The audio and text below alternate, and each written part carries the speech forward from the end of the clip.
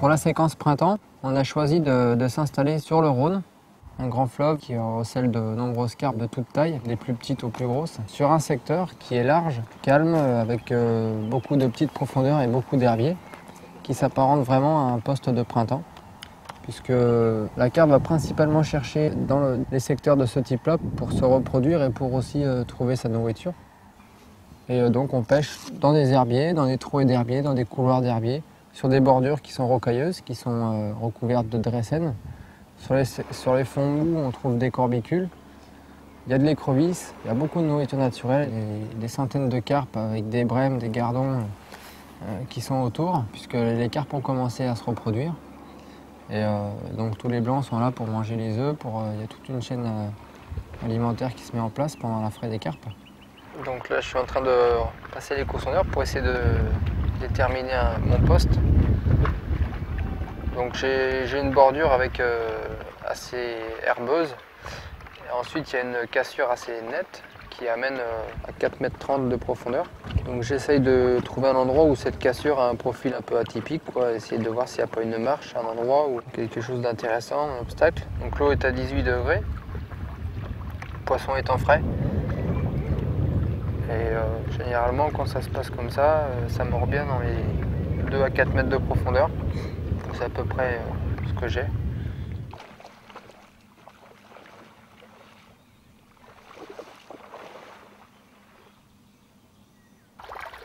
Je vais tâcher de ne pas faire trop de bruit. Le poisson qui est là. Effectivement, la profondeur, comme tu peux voir, c'est pas très important. Hein. C'est ce qu'on a de plus grand, donc ça fait grosso modo 1,50 m. Il y a des zones qui sont beaucoup plus faibles en profondeur. Ce qui fait qu'on a toute la prolifération d'herbiers d'une part, et puis c'est pour ça que tous les poissons se réunissent ici pour frayer, quoi. Alors ce que je vais chercher, tiens, encore un poisson qui vient de partir. Ce que je vais essayer de trouver, c'est voir si après ce plateau, on a une cassure ou si ça continue de descendre tout doucement. Et si effectivement il y a cassure, ça peut être intéressant parce que peut-être que les carpes après la journée à frayer dans les herbiers, vont regagner le cours du Rhône. C'est une carpe qui se trouve juste derrière nous, de manière à retourner s'alimenter la nuit, pour certaines. Là le vent s'est levé, j'espère que ça va apporter un petit peu de fraîcheur et que ça va stopper momentanément nos poissons dans la fraie, ce qui nous permettra d'avoir plus de touches en journée sans doute. La principale difficulté qu'on va avoir aujourd'hui, c'est pas la localisation des poissons, puisque là c'est très clair, hein, les poissons, on sait où ils se trouvent, ils sont dans les herbiers en train de frayer. Mais ça va être justement de pêcher au milieu de ces herbiers, hein, parce que la première difficulté, ça va être de trouver des zones un petit peu plus claires, hein, avec une densité d'herbiers un peu moins dense, de manière à ce que l'amorçage puisse ressortir et que les poissons trouvent la ligne beaucoup plus facilement. Et l'autre difficulté, ça va être aussi d'avoir des montages qui pêchent parfaitement dans ces herbiers. Donc les risques, c'est effectivement tout ce qui va être emmêlage, tout ce qui va être hameçon qui risque de se planter dans un herbier ou éventuellement la ligne qui va être mal tendue. Donc pour essayer de faire pêcher mes lignes au maximum, je vais opter pour deux solutions. La première, ça va être de rentrer mes montages complètement dans des sacs solubles avec un mélange de pellets et puis de bouillettes, avec un plomb relativement lourd, de manière à ce que l'ensemble du sac soluble traverse les herbiers très très rapidement. Et la deuxième solution, c'est le stick. Donc ça, c'est ce qu'on verra tout à l'heure, notamment à base d'amorce méthode et tout un tas d'additifs, qui va travailler très énergiquement sur le fond et tenter justement de séduire ces poissons qui apparemment n'ont pas la tête à ça. Pour mon amorçage, je vais confectionner de la méthode. Alors, je verse un peu de méthode à base de maïs fermenté. Ensuite, je rajoute du chaud de vie gras moulu, de la farine de noix tigrée. La farine de noix tigrée, ça c'est un produit que j'adore parce qu'il n'y a rien de tel pour attirer les carpes. Ensuite, je mélange cette farine. En fait, on obtient une amorce quasiment comme celle qu'utilisent les pêcheurs au cou. La différence qu'elle est beaucoup plus riche, nourrissante et surtout collante. Bon, elle est à peu près suffisamment humidifiée. C'est là que je vais pouvoir incorporer mes additifs liquides, comme le CSL naturel. Alors ça, c'est un sirop très sucré à base de maïs, de jus de maïs fermenté, de liqueur.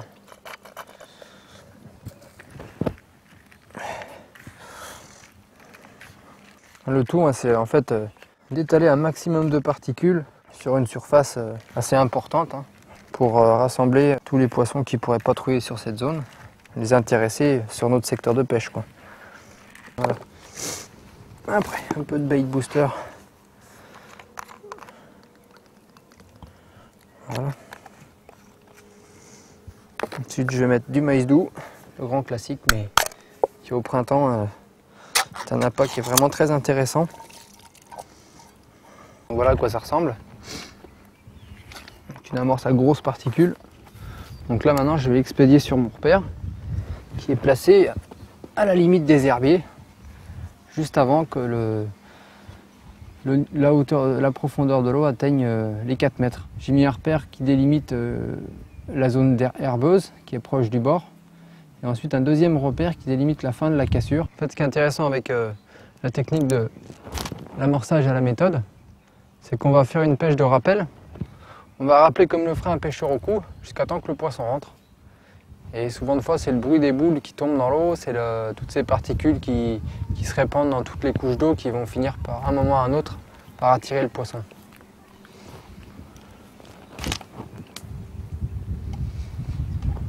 Alors cette fronde, elle est intéressante parce qu'elle a la particularité d'avoir une ficelle qui passe dans les élastiques, dans le tube, jusque dans le manche. Et elle s'enroule ici en fait sur cette petite bobine là.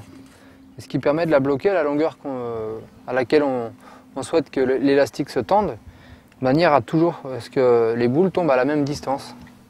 Ça permet d'être plus précis. Donc maintenant que j'ai lancé mes boules sur mon premier repère, sur mon deuxième repère, je veux faire aussi une pêche de rappel en lançant régulièrement un mélange de pellets à différents temps de dissolution et un peu de maïs doux. Donc pour pêcher au bait rocket, il faut un matériel quelque peu adapté. Il est fortement conseillé d'avoir une canne de grande puissance, qui ne soit pas non plus une barre lourde et raide, parce que bon, vous risquez de spoder pendant plusieurs heures, et si la canne n'est pas quelque peu sensitive et agréable à manier, vous allez vite vous lasser du spod. Pour ce qui est du moulinet, ce qui est important, c'est la vitesse de récupération. Puisque à chaque fois on a à ramener le spod, et si on ramène que 50 cm par tour de manivelle, ça va prendre du temps. Donc là, celui-ci il ramène plus d'1 mètre par tour de manivelle. C'est un modèle qui convient tout à fait. Donc il existe différentes formes.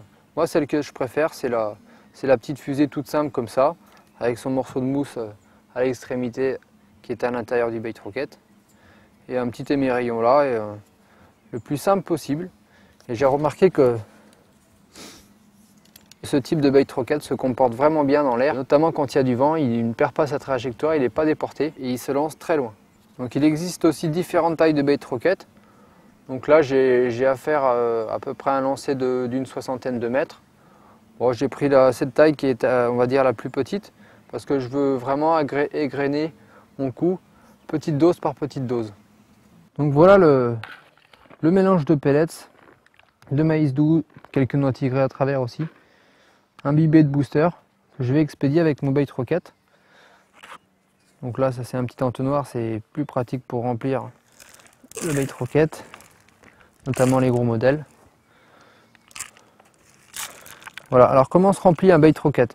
Il ne faut pas le remplir à bord comme ça, parce que vous allez perdre, on va dire, à peu près jusque là de son contenu. Donc tant qu'à faire, autant le remplir de cette manière-là. Laisser quelques centimètres, 5 cm à peu près, au lieu de le remplir complètement. Après, la deuxième étape, c'est de le remplir d'eau, jusqu'à temps qu'il soit rempli à ras-bord.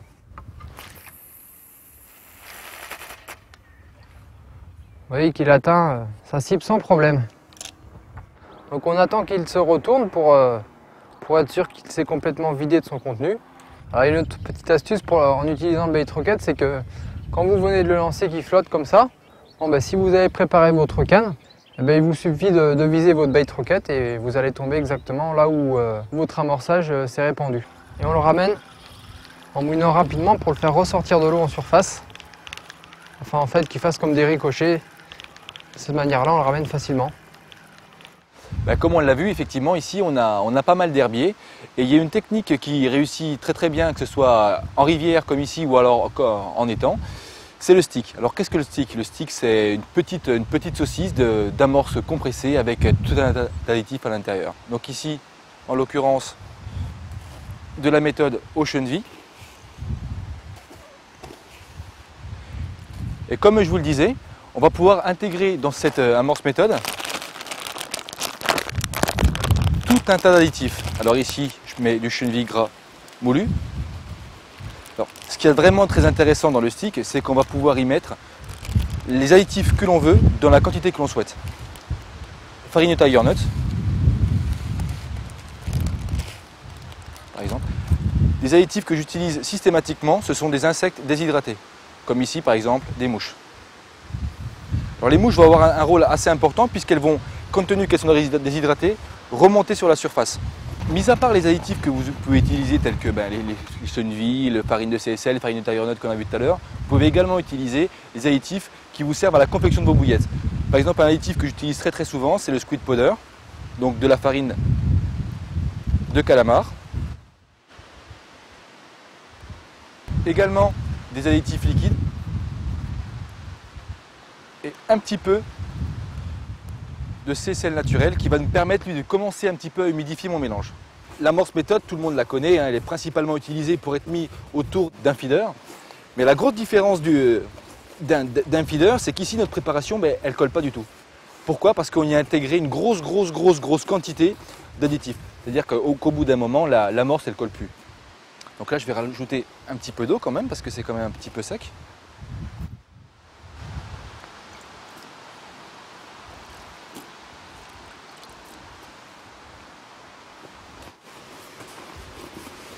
Ce mélange, il ne pourrait pas du tout coller sur un feeder. Pour l'agglomérer, je vais utiliser un ruban soluble, comme celui-ci, du Specialist PVA Tube. Alors pourquoi j'utilise ce produit? C'est tout simple. C'est parce que c'est un produit qui ne file pas du tout. Vous voyez, je l'attaque avec l'ongle et il ne file pas. Donc j'ai réalisé un petit nœud de manière à boucher l'extrémité de mon tube.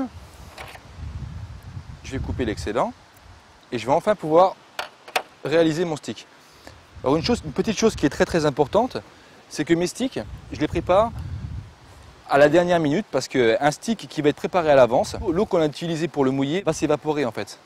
Donc ici on vient de voir le premier avantage du stick qui est en fait de pouvoir intégrer dans notre mélange la quantité d'additifs que l'on veut. Le deuxième gros avantage du stick, c'est qu'il va nous permettre de camoufler notre bas de ligne. Donc pour pouvoir lécher en fait, j'entre à l'intérieur mon aiguille à bouillette. Voilà, qui ressort donc ici. J'ai préparé un bas de ligne avec une bouillette flottante de manière à pouvoir vous montrer que ça fonctionne aussi sur la flottante. Donc je viens chercher l'émerillon. On passe le bas de ligne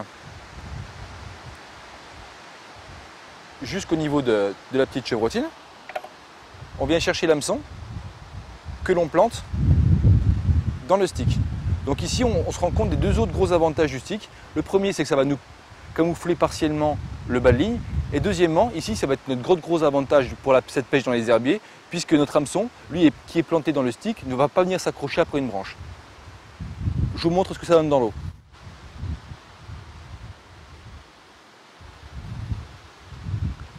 Donc le filet soluble va se mettre à fondre et vous allez voir, d'une part, dans un premier temps, les mouches déshydratées qui vont remonter en surface et l'ensemble des farines qui vont se répandre autour du bas de ligne. Ça y est, c'est parti.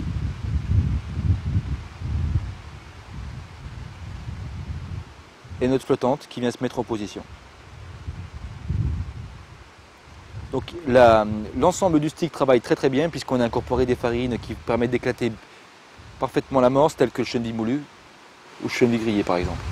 Pour ralentir la dissolution de votre stick, si vous pêchez dans une grande profondeur dans une eau très chaude, Je les trempe tout simplement dans du golden syrup qui est un mélange de sucre naturel. Et voilà ce que ça nous fait. Pour amorcer avec des sticks, petite astuce, c'est utiliser avec votre mélange de méthode un petit peu de gravier. Comme ça. Ça, je répète, c'est bien pour des sticks d'amorçage. En fait, ce mélange avec le gravier, vous allez le mettre en tête de votre stick. Et ensuite, vous complémentez avec votre mélange habituel. Il vous suffit de compresser à nouveau. Vous venez passer votre agrafe dans les mailles du filet soluble. Et voilà, le stick pour l'amorçage est prêt. Donc vous allez pouvoir, comme avec une canne, le propulser de cette manière. Et vous voyez, c'est tout à fait résistant, sans problème. Démonstration. Vous lancez dans l'eau. Votre bannière tendue. Et quand la bannière va se détendre, c'est que votre stick aura fondu et vous pourrez ramener.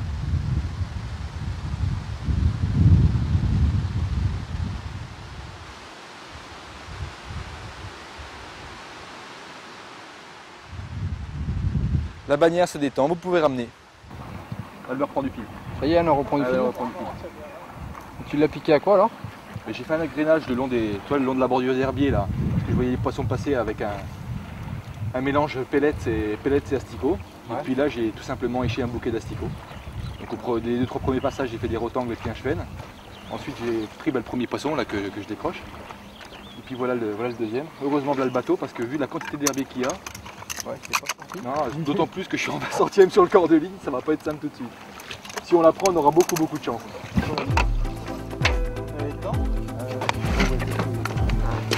Tu vas plonger sinon par la tête. T'as quoi comme un plomb?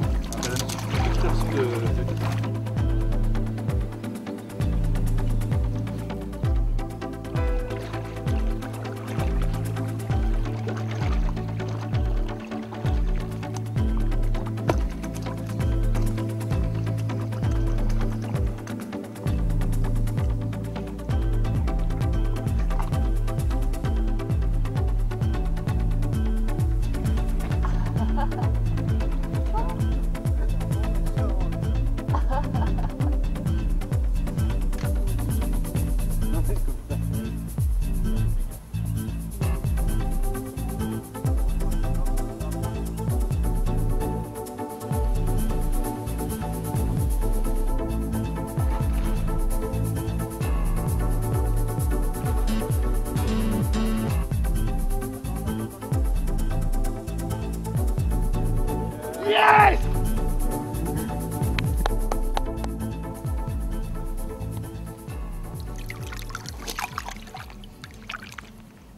Ah, manifestement c'était un mâle.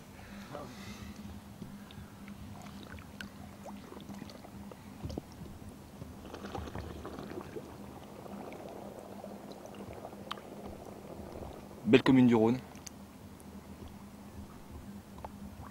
Enfin, c'est pas un poisson qui est gigantesque, mais par rapport à ce qu'on vit en ce moment, c'est plutôt pas mal. Allez, merci ma belle, à plus. Comme vous le voyez, les conditions ont beaucoup changé depuis hier. Hier soir, la pluie s'est mise à arriver, accompagnée du vent. Le vent qui se renforce de plus en plus. Cependant, c'est plutôt de bon augure pour la pêche, puisque jusque-là, les poissons étaient très difficiles à prendre. On a pris un poisson à rôder et les poissons étaient pas mal intéressés par la fraye. Donc là, avec Patrick, on a décidé de pêcher au-delà des herbiers, là où se situe une petite zone d'écume qui, on pense, apporte ce qu'il faut en alimentation. Donc on va les poser 2 repères. Le premier repère dans le sens de l'amont, avec un sac, un filet à bouillettes, dans lequel on va apporter pas mal de farine qui va permettre de diffuser au fur et à mesure du courant, et donc dans la benne que l'on va pêcher, tout un tas de chenilles grillées, de pellets, de farine de tiger nut, etc. Donc ça va nous faire un amorçage permanent, ce qui va nous permettre également de fixer notre premier repère. Et puis ensuite, on va aller poser un deuxième repère de manière à bien délimiter la zone que l'on va pêcher. On est en train de préparer la méthode.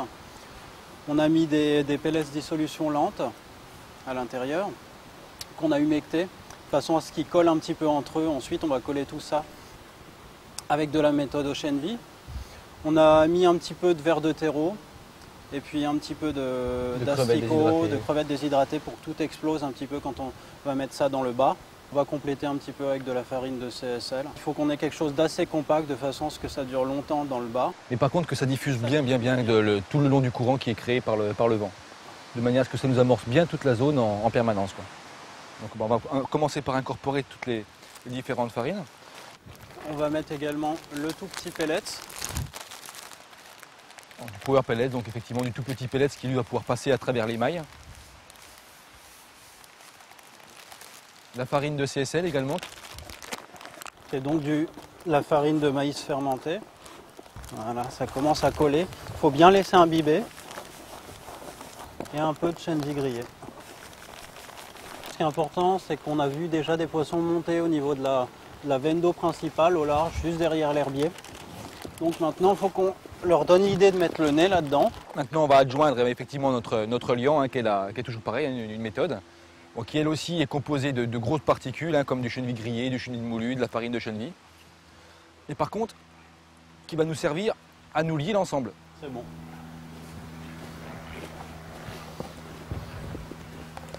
C'est comme une comme une amorce de pêche au cou, on va les laisser gonfler. Donc là, les asticots, on les intègre tels quels, y compris avec la sciure, c'est pas très gênant. Au contraire, puisque la sciure va partir elle aussi dans le courant. Voilà. Ça dit quoi? Ça colle bien? Ça colle. On va le laisser gonfler, ça va coller encore mieux avant de mettre ça dans le filet. Donc effectivement, notre filet, il va nous servir d'une part à diffuser cet ensemble, ce mélange qu'on vient de réaliser, et surtout aussi à nous servir de lest pour notre repère en fait.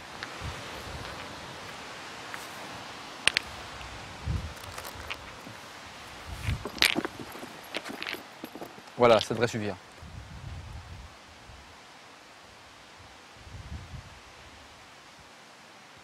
Donc on va pas tarder plus que ça et on va aller installer notre feeder géant. Voilà. Donc on va serrer l'ensemble. Si tu peux me donner une corde, Yann.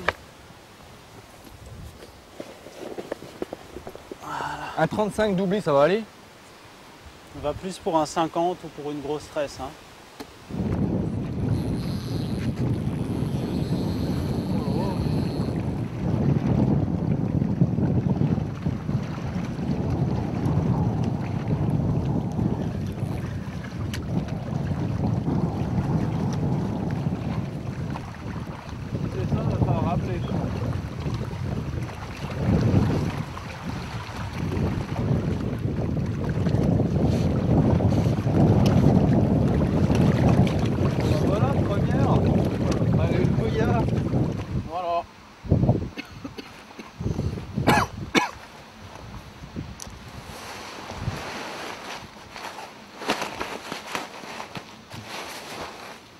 T'as vu ces torpilles? Hein?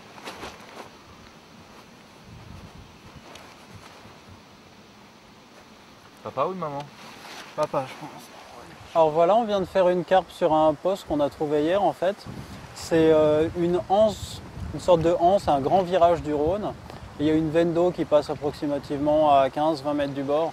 Alors il y a vraiment énormément de vent, donc on a dû pêcher devant la veine d'eau parce qu'il y avait énormément d'herbes qui étaient charriées. Comme type d'amorçage, on a utilisé de la méthode avec des graines bien en amont parce qu'il y a quand même pas mal de courants qui charrient. Et puis en échage, un tricheur avec une bouillette et 2 grains de maïs. On a des poissons qui étaient dans les herbiers. On essaie de les entretenir avec un petit rappel, à savoir des pellets balancés avec une louche cobra environ toutes les demi-heures. Pendant la période de reproduction des carpes, pendant le frais, il y a toujours moyen de capturer quelques poissons. Par contre, il faut les manipuler avec beaucoup de précautions puisque ces poissons sont chargés d'œufs. Donc c'est là qu'il faut faire vraiment le plus attention aux poissons. Et je vous invite même à éviter de les pêcher pendant leur période de reproduction, puisque bon, on peut quand même leur laisser un peu la paix pour quelques jours dans l'année. Par contre, les périodes qui précèdent ou qui suivent la période de la fraie sont vraiment des périodes exceptionnelles. Et je vous inviterai dans un prochain volet à découvrir ces moments qui sont un peu magiques, un peu particuliers. Et voilà un poisson que j'ai pris ce matin là. de bonheur. C'était donc une canne qui était posée tout à fait à proximité du filet qu'on a immergé hier, hein, avec tout le mélange de farine et d'asticots. Et on se rend compte que c'est clair, hein, les poissons sont bien en appétit. Poisson qu'on a pesé tout à l'heure avec Patrick et qui fait 12,5 kg. Enfin, le poids n'a pas d'importance. Elle nous a donné beaucoup de plaisir. Et c'est ce qu'il y a de plus important. Belle commune du Rhône.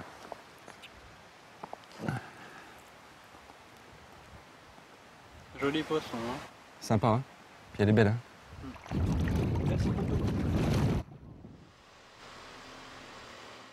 Donc pour ce deuxième volet de la séquence printemps, j'ai choisi de pêcher une petite rivière qui se situe aux alentours de Montpellier. Le printemps, les carpes cherchent des petites profondeurs très faibles, là où se développe la nourriture naturelle le plus tôt possible. Elles vont chercher un endroit aussi où elles peuvent être en sécurité, donc près des branches, les arbres. Elles vont aussi chercher un endroit où l'eau sera il y aura un peu plus de profondeur. Et elles vont aussi chercher les endroits où il y aura de la végétation aquatique qui se sera développée et qui apportera sa nourriture naturelle. Là, je viens de lancer ma ligne, mais l'eau est vraiment très claire. Et mon fil fluo, là, on voit que ça dans l'eau. Il y a un poisson qui vient de sauter sur le coup. Donc si je cache pas un peu ma ligne, c'est sûr que ça va finir par paraître bizarre ces fils dans l'eau. C'est pour ça que je vais placer un backlead.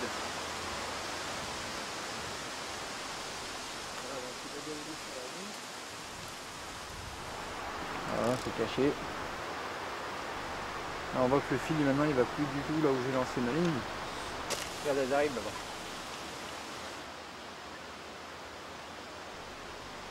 Oh putain, c'est parti. Il va falloir toucher le fil ou quelque chose. T'as vu le son de la canne? Je vais attendre un petit peu. T'as vu le son, il a fait tac tac tac quand elles sont passées dessus. Là on les voit arriver là-bas. Bon, en agrément comme ça peut les inciter à descendre sur le fond.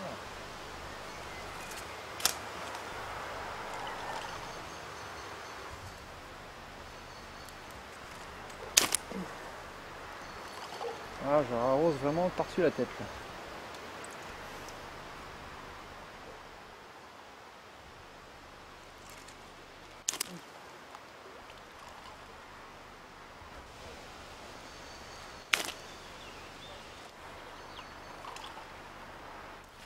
Allez, on va passer celle-là. Alors ce qui est intéressant au printemps, c'est qu'on retrouve beaucoup de similitudes avec la période de l'automne, aussi bien dans la conception des appâts que sur les postes de pêche. Là, le poisson a besoin de protéines pour refaire ses réserves. En automne, il en a besoin pour les faire pour passer l'hiver. Moi, j'aime bien pêcher avec des appâts carnés à cette saison, des appâts riches en farine de poisson, en pellets broyés. Même je pêche aussi souvent avec des gros granulés, des gros pellets, directement mis sur le cheveu. C'est pareil, celle-là je vais envoyer le fil avec un backlead. C'est aussi une période qui est vraiment très intéressante pour pêcher à la graine. La graine est très efficace pour tout ce qui est des pêches de faible profondeur.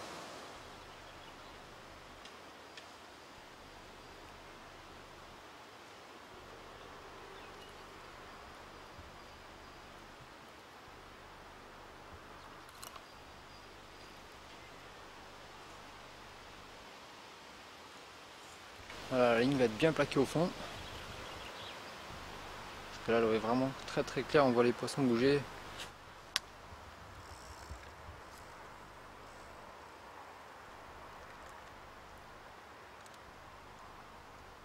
Détendre un tout petit peu la ligne. Quand on pêche à courte distance, comme ça sert à rien de tendre le nylon au maximum, comme ça on limite les vibrations du vent, du léger courant qu'il peut y avoir.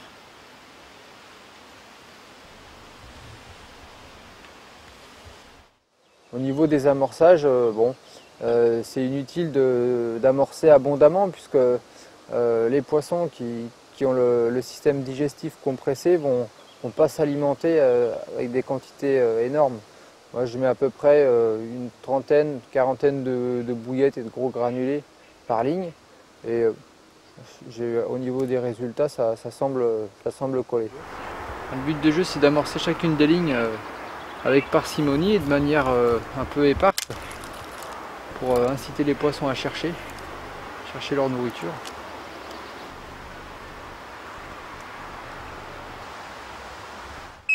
Oh putain! C'est parti!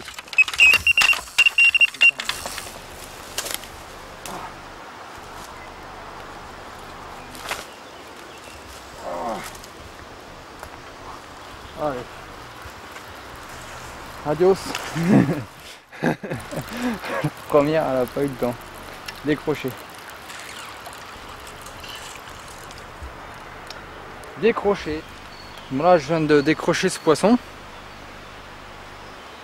Donc je vais tout de suite ramorcer pour rassurer un peu les éventuels autres poissons. D'ailleurs, on les voit, elles sont encore sur le cou, on les voit nager tellement l'eau est claire, on les voit nager sur le cou. Donc pour les rassurer, je vais de suite ramorcer.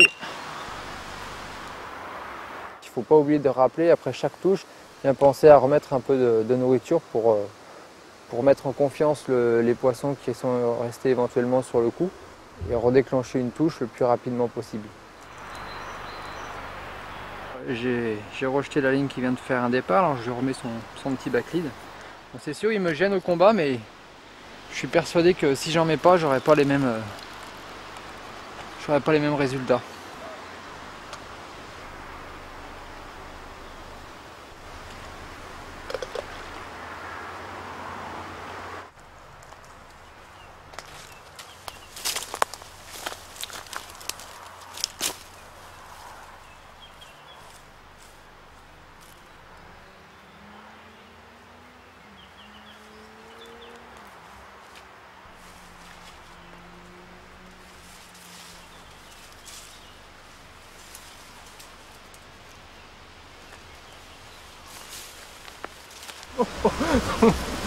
C'est chaud. Ah, va me faire une vie celle-là.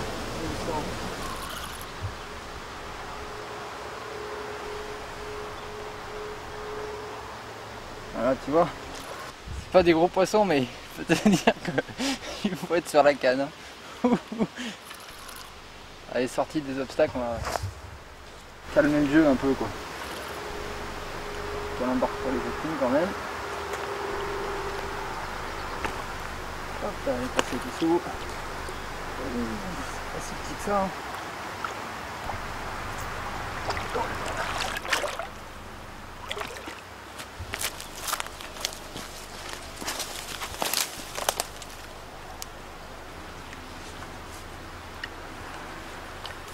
Ouah. Allez, pendu. Ouhou. Eh ben c'est pas vilain. Ah, ils vont pas frayer, on dirait.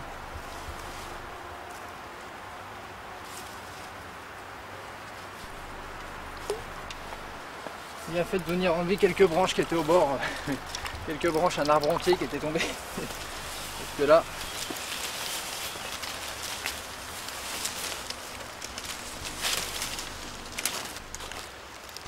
Et voilà, et la première on l'a ratée. La deuxième elle est au sec. Et voilà.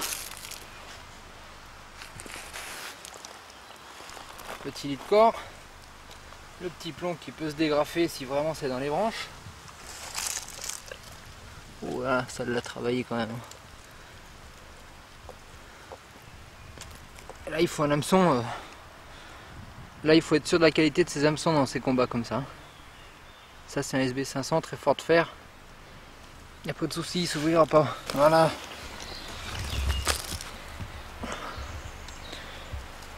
Une petite sauvage des rivières. C'est le plaisir de pêcher dans ces petites rivières sauvages là, avec ces poissons qui n'ont jamais vu la couleur d'un hameçon. Donc là on voit qu'elle est bien ventrue et qu'elles n'ont pas encore frayé. Je pensais qu'elles avaient déjà frayé, mais apparemment c'est pas encore le bon moment. mais ça ne saurait tarder. Voilà, tout hérissé. Allez, on va la remettre à l'eau vite fait.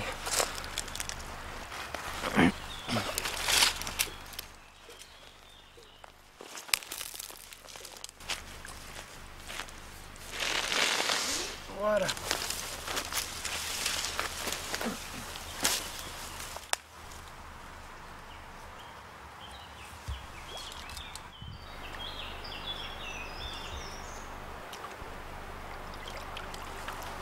Allez.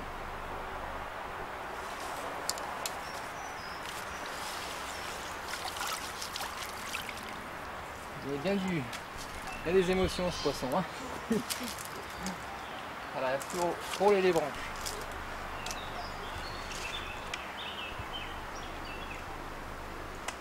Bon, bah après un combat comme ça très intense hein, avec mes poissons, il faut tout vérifier pour voir s'il n'y a pas une partie de la ligne qui a été affaiblie. Et si c'est le cas, il ne faut pas hésiter à tout changer. Donc apparemment le bas de ligne il a bien tenu, le fluorocarbone il a pas souffert, l'hameçon s'est pas ouvert.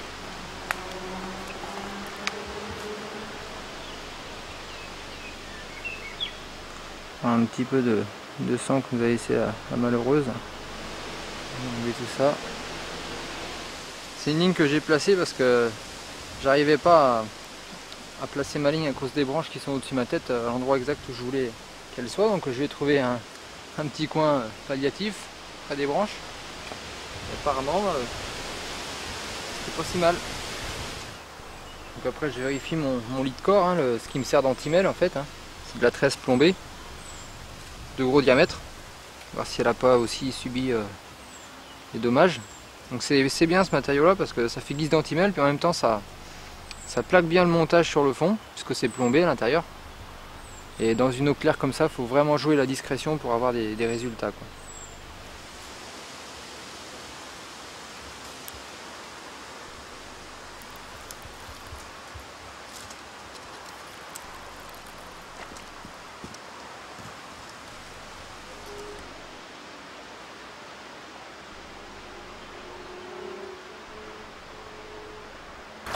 Alors, même endroit que l'autre. Pas des branches.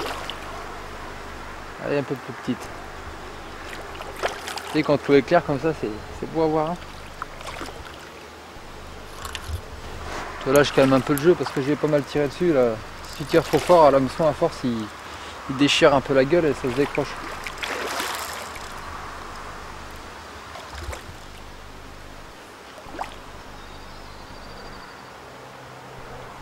Allez. On profite qu'elle est un peu détendue quoi.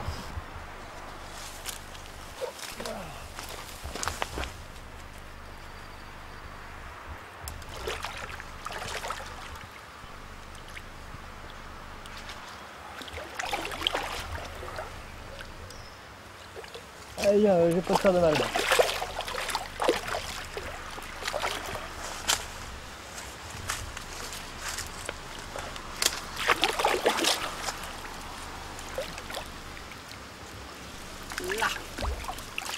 C'est ça.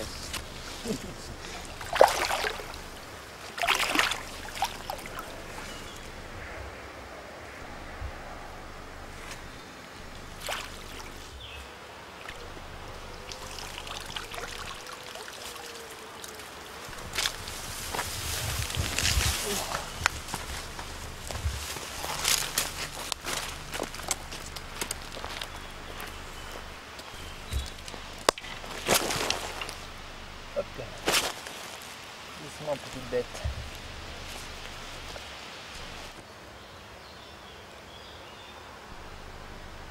Voilà, c'est la même. Hein. Même endroit. Plus petite. Plus petite. Ah, petite bête. Elles se battent bien ces petites carpes là. Ah, elles ont l'habitude de lutter contre le courant. Là il est calme mais il faut savoir que le laisse il peut monter de 4-5 mètres de temps en temps quand il mouille bien. Allez, allô.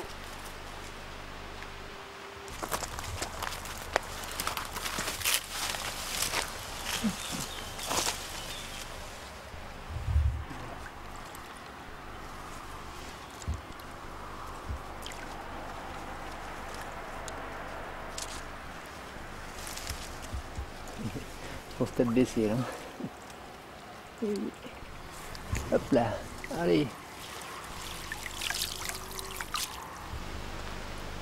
Bon, je vais relever cette ligne parce qu'on vient de prendre un deuxième poisson, mais il y a beaucoup de poissons qui se nourrissent sur cette ligne et elle part pas. Donc elle est partie tout à l'heure, mais là il y a quelque chose qui doit se passer, elle est mêlée ou alors elle est mal placée. Donc pour être sûr, on va la relancer. On va avoir une explication. Voilà. L'explication, c'est que apparemment je suis tombé sur une couche herbeuse. Je me suis fait bouffer une bouillette par vraisemblablement des écrevisses vu l'état de la bouillette rouge. Donc ça devait pêcher beaucoup moins bien. C'est vrai que des fois quand on a un doute, il faut être réactif, faut pas être trop attentiste hein, quand on a un mauvais sentiment, un mauvais pressentiment, faut pas hésiter, faut relancer, faut ramener parce que généralement ça c'est justifié. Donc oui, il me semblait que je l'avais lancé un peu trop près du bord là-bas. Et qu'au bord, au printemps, c'est là où poussent toutes les premières petites herbes. Et c'est généralement les endroits qui sont un peu sales. Là, j'aime bien pêcher en limite moi, de ces endroits un peu herbeux. Allez, on va remettre une bouillette. Donc apparemment le rose fluo leur plaît bien là. Donc je vais remettre une bouillette flottante. Donc ça c'est des bouillettes double performance qui sont très odorantes. Ça va bien pour pêcher ces poissons là. Donc une bouillette comme ça de couleur vive, ça attise tout de suite leur curiosité. Donc là après je rajoute une bouillette densité normale hein. Donc celle-là c'est les Whitefish Pellets, c'est des bouillettes qui sont à la farine de poisson blanc avec beaucoup de petits pellets à l'intérieur qui sont vraiment apparemment appréciés des poissons de cette petite rivière.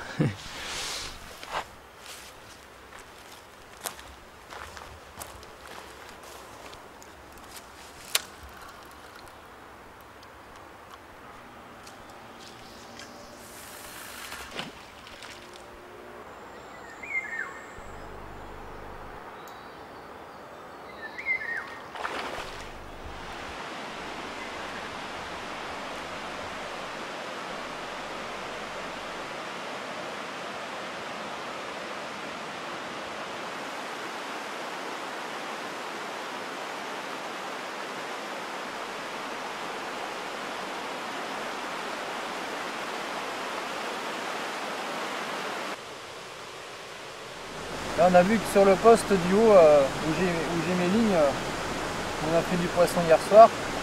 On a eu droit à l'euphorie des poissons quelques heures avant qu'ils se mettent à frayer, c'est-à-dire qu'ils prennent à peu près tout ce qui est comestible sans réfléchir. Ça fait des départs en série. Et là aujourd'hui il faut passer à une autre technique qui consiste à pêcher les quelques poissons qui continuent de s'alimenter en pêchant à rôder.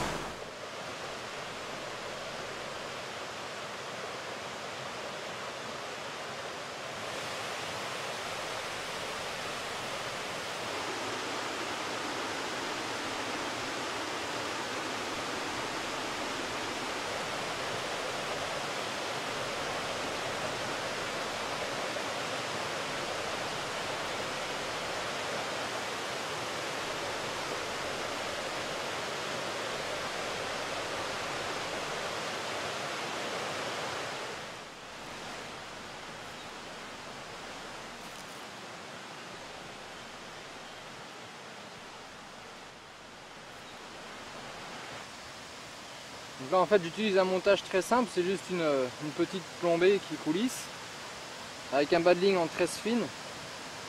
Alors la tresse a la fâcheuse tendance de flotter, de ne pas se plaquer au fond.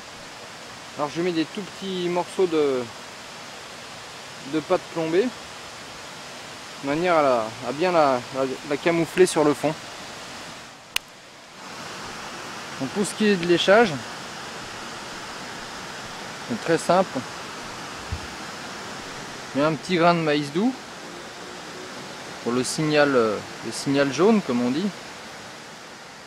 Et je mets une grappe d'asticot. En fait, il faut essayer d'avoir un appât qui soit pris très rapidement, un appât rapide. C'est vrai que les asticots ont vraiment cette faculté d'être pris rapidement. Seulement ils sont pas sélectifs, alors bon, on capture un peu de tout. Mais par moment c'est une carpe. Ouais, il y a quelques carpes en maraude sur le poste.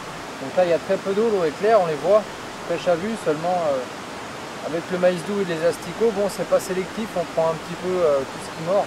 Et tout à l'heure je vais essayer à la bouillette pour pouvoir sélectionner les poissons et montrer qu'il est possible de prendre des carpes à rôder avec des bouillettes.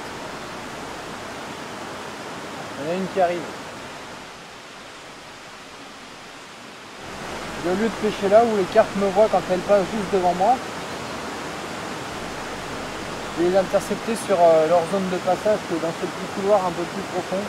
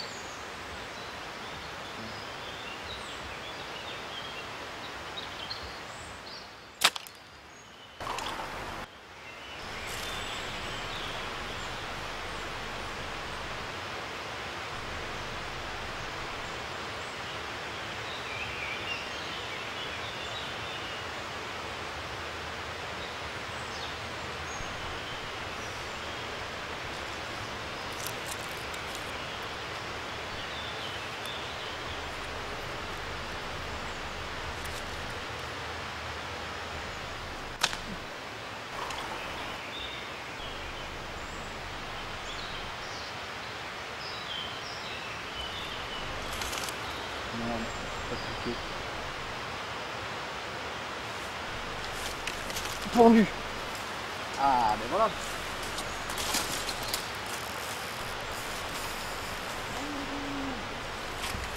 Calme. Petite bouillette.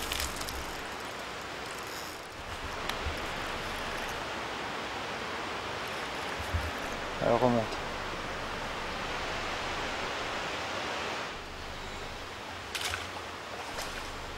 Elle est belle, hein.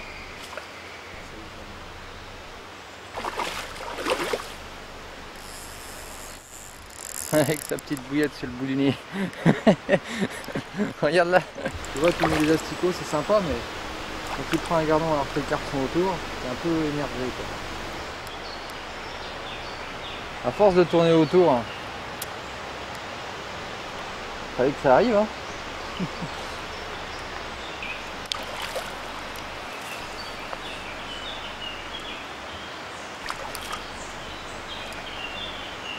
Hé hé.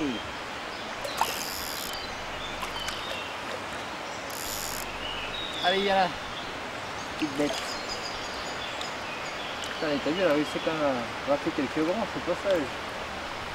Voilà. On va la décrocher dans l'épisode qu'on va la faire repartir.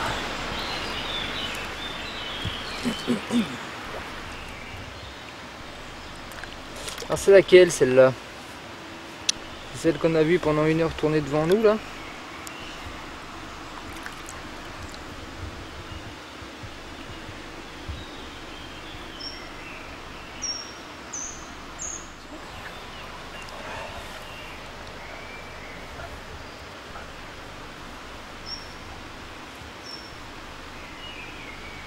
Et voilà la petite bête.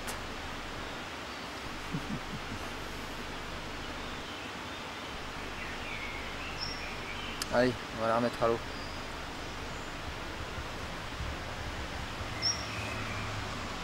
T'as de quoi grossir, hein. T'es un peu la bourre.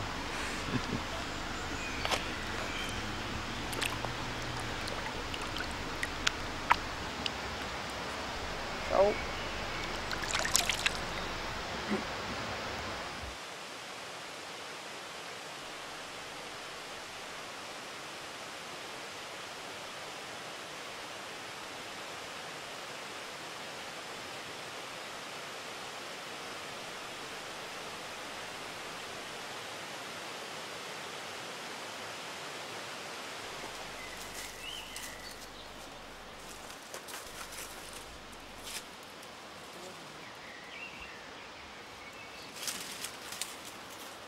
Pour finir la journée, on s'est déplacé sur un autre poste, 500 mètres plus haut, sur un bief différent, où l'horloge biologique des poissons n'est pas la même, puisque ici, les poissons continuent à s'alimenter normalement. Voilà, donc là, il faut s'implanter super discrètement, parce que bon, il y a les carpes qui sont juste au bord devant nous. On a tellement peu l'habitude de voir du monde ici que c'est pas du tout effarouché pour l'instant. Là c'est intéressant d'avoir un matériel léger et rapide à mettre en place pour exploiter ce genre de petit poste où la descente est tout pentue et encombrée de branches, d'obstacles. C'est dommage de passer à côté de ces petits coins là qui sont vraiment riches en hauteur et complètement vierges. Ça n'a rien à voir parce que les carpes sont juste devant nous et elles ne bougent pas. Elles mangent. C'est leur préoccupation numéro 1. À cette période, c'est intéressant, vous aurez peut-être l'occasion une fois de vous retrouver dans ces situations-là. C'est les 12 heures qui précèdent le jour où les carpes ont décidé de frayer. La majorité des poissons va se mettre à frayer. Ça, c'est vraiment une période magique, quoi. Ça part dans tous les sens. Le poisson est pas du tout méfiant. Là vous faites du départ sur départ, on n'a même pas le temps de mettre les lignes que c'est déjà tout parti. C'est des moments que je vous souhaite.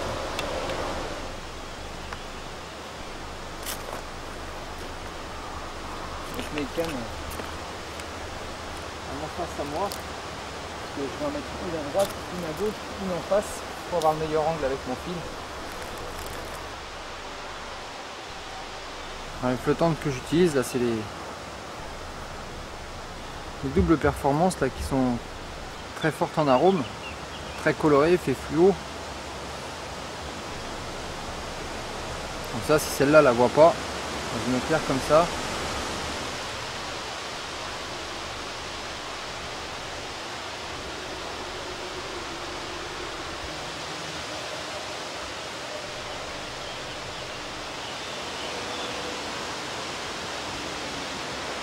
Donc là mes lignes sont prêtes, j'ai des petites flottantes, comme ça je peux ramener, tirer mon plomb sans risquer que des petites branches, des feuilles mortes s'accrochent dans l'hameçon. Je vais lancer plus loin que je vois la carte et après je vais le ramener dessus.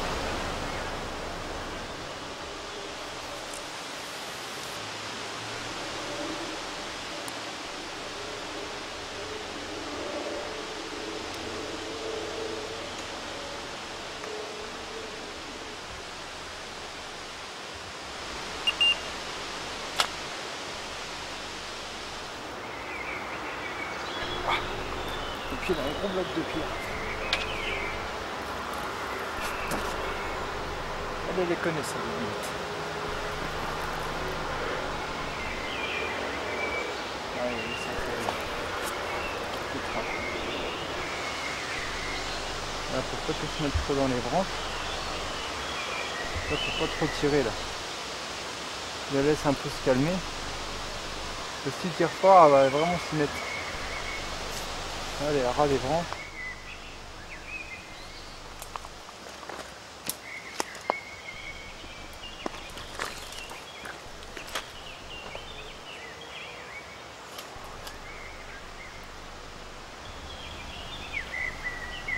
Elle y retourne. Elle en était ressortie, elle y retourne. Voilà. Tu diminues un peu la pression quand elle est près des branches. C'est une belle commune.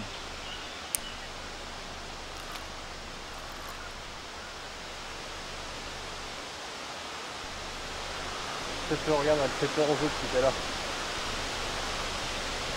Ah, c'est un beau poisson. Hein. Regarde,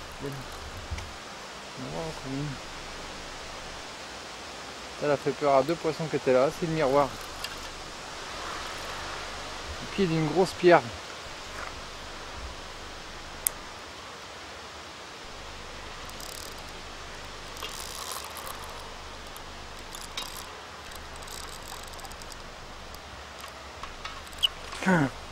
Décroché, on la verra pas.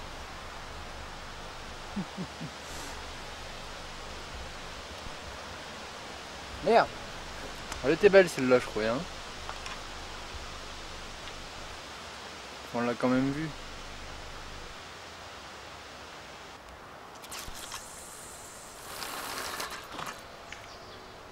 Voilà.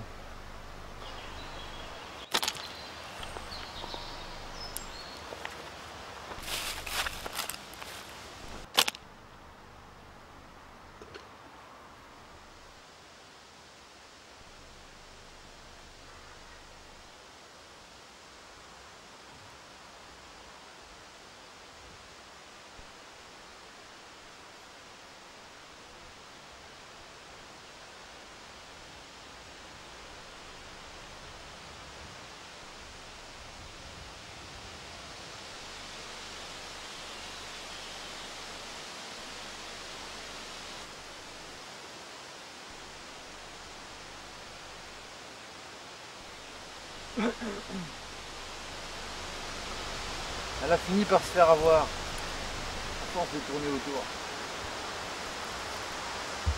Tu la reconnais? Regarde. Comme des petites têtes comme un.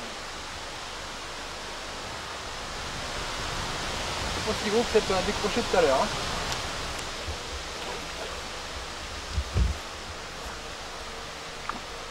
Là.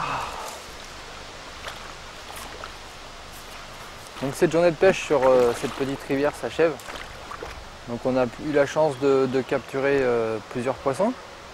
Donc on a commencé par pêcher un poste où on a eu droit à la frénésie des carpes quelques heures avant qu'elles se mettent toutes à frayer.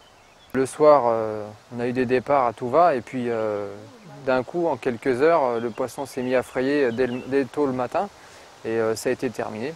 La réaction qu'on a eue, c'est de tenter de prendre quelques carpes qui s'alimentaient encore, c'est-à-dire petites, mais bon, toujours plaisantes à attraper en pêchant à rôder. Donc le printemps, c'est une saison qui est très agréable puisque les beaux jours reviennent et c'est vraiment l'occasion de sortir les lignes et d'aller à tout va à la pêche puisque les carpes sont de sortie, il faut en profiter.